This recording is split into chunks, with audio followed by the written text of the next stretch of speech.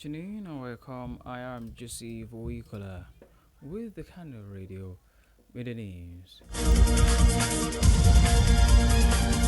In the news this afternoon, Finance Minister and Coordinating Minister of the Economy, Wale Edun, says Nigeria's economy has turned the corner, assuring citizens that the most difficult phase is over. This was disclosed in an opinion entitled Nigeria Turning Towards Prosperity, where Edun said the country is now on a path to recover despite past shortfalls and current challenges. We recall that when President Bola Tinubu assumed office in 2023, the economy was near physical collapse, burdened by slowing growth and rising inflation.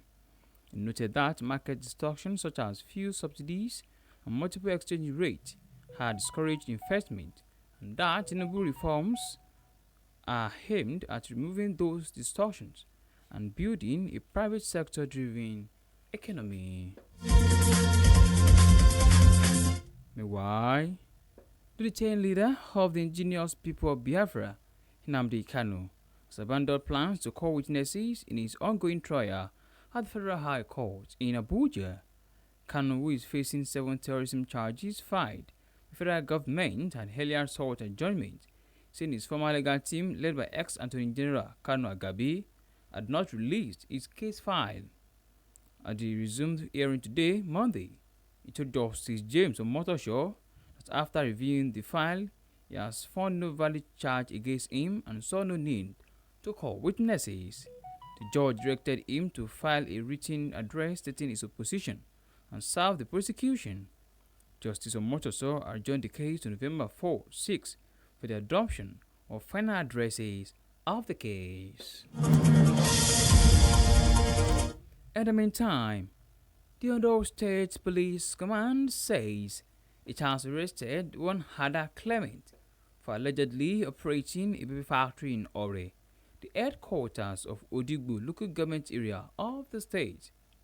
According to Public Relations Officer of the command, Mr. Olayinka Anyalade, in a statement, the men of the command rescued 5 pregnant underage girls found in the legal facility. The police said the suspect sold 400,000 and above for female children and 600,000 and above for male children, adding that one of the victims was delivered of a baby boy in the facility. Statements also said the Oyo State Police Command has uncovered suspected baby factory and human trafficking. On the foreign scene, Donald Trump has stated today, Monday, that he will not run for vice president in the 2028 American election. This is a move some supporters suggest would allow him to skate time limit and stay in the White House. This is due to the U.S. Constitution limit on president to 2 times, and Trump had already begun his second term in January. However, some of his advocates have suggested the Republican can skate the rule by becoming vice president and then stepping back into a vacated top job in the country. Asked whether he would run for vice president in November 2028, Trump told newsmen that he would not be allowed to do that.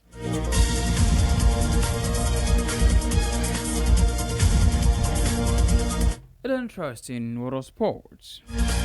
Head coach of Nigeria Super Falcons, Justin Madugu, says his team will take nothing for granted when they face the Amazons of Benin Republic, the return leg of the 2026 Women's African Cup of Nations (WAFCON) qualifying tie in Abeokuta, Ogun State tomorrow, Tuesday.